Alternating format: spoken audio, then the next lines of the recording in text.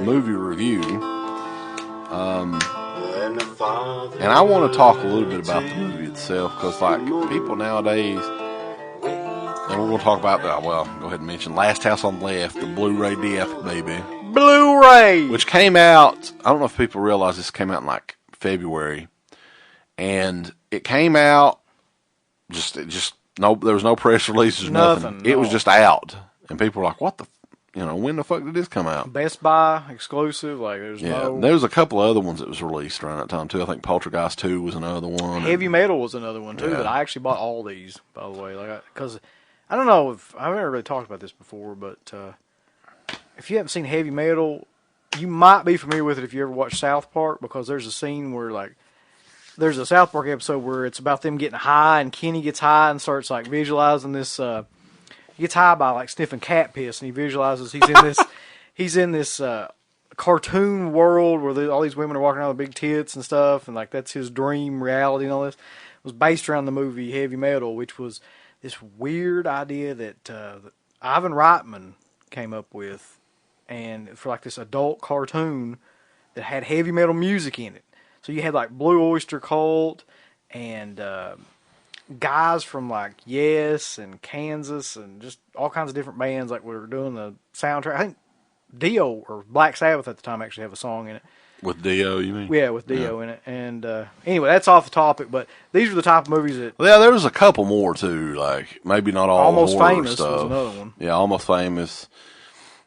Best Buy always has, for some reason, they've got deals with certain studios where they'll release stuff exclusively for 3 or 4 months, and it'll come out everywhere else. But the thing is that people don't realize is, and I remember this too, and you remember this, I remember actually getting really excited when I found a VHS of Last House on the Left. Because back, I guess it was 2000, 99, 2000, something like that, MGM re-released a VHS of Last House on the Left, right? There was no DVD at the time. I don't know if you remember that. Yeah. Or not. This was before they did the DVD, and I'd never seen it before. And remember, I got it because at the time, man, and this is the thing that pisses me off, there are people out here now that never had to really ever want for a movie. Like back in the day, Evil Dead, the original Evil Dead was impossible to fucking find. You can watch Evil Dead on fucking YouTube now if you wanted to. You can go to Walmart and get it.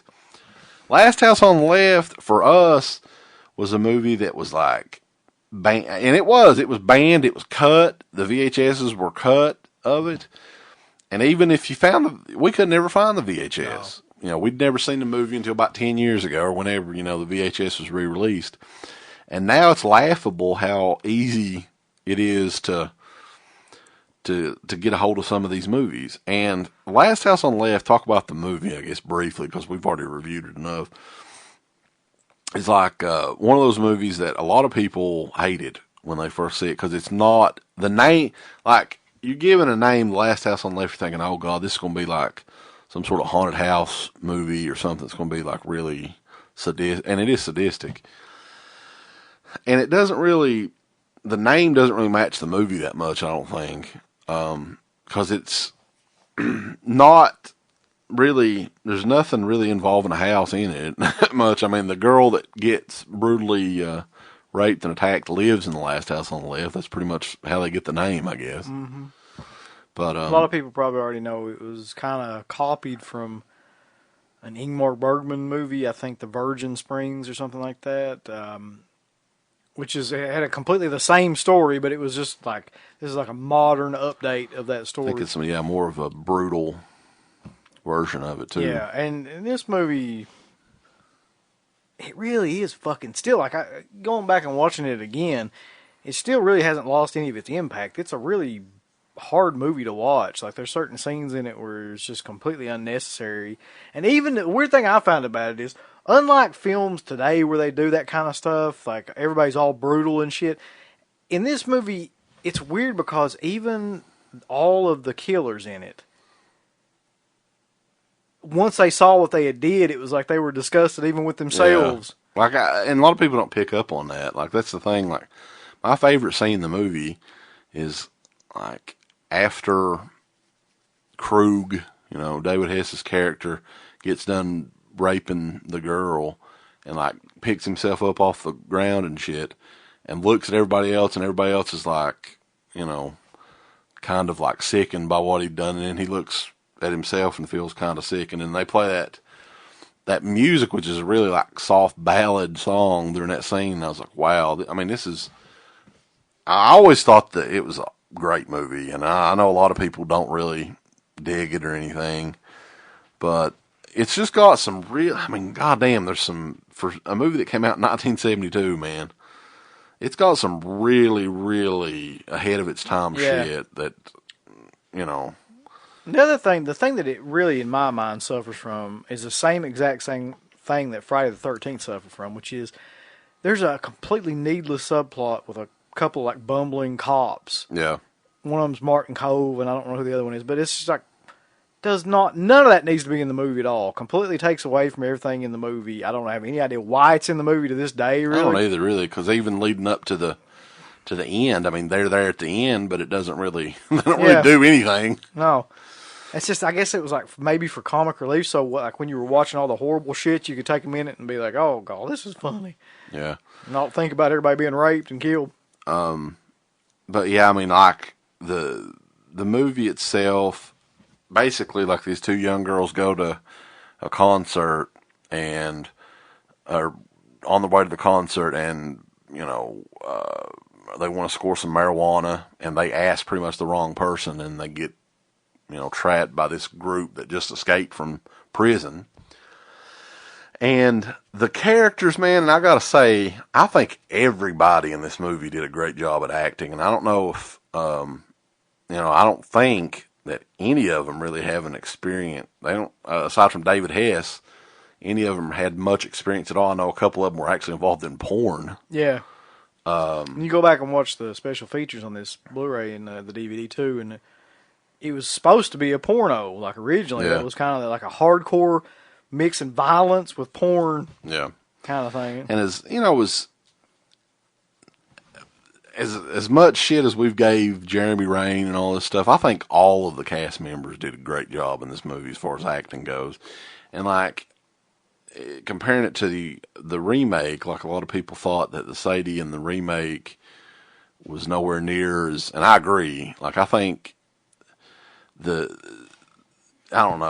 Sadie, the Jeremy Rain Sadie was like really just, she was kind of hot, but she was like bad.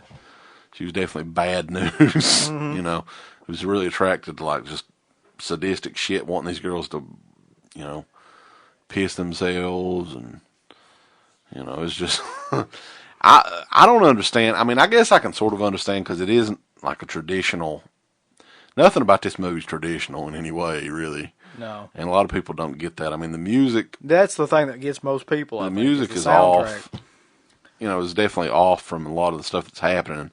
But sometimes I think that works well. I mean, there's a couple songs in there I don't even like, but I definitely. I hate the one song I cannot fucking stand is the one where they're driving. When they're riding in the car. Yeah. It's like, here comes Sadie, she's gonna kill you. Yeah. It's like a jazz something. It's a horrible. It's got like song. all the characters' names in the songs too. It was a bad idea altogether. Yeah, the rest of them, though, good. I thought were pretty good. Like, I guess Now You're All Alone, or Now You're on Your Own, whatever that song is. And then the other one, of course, The Road Leads to Nowhere.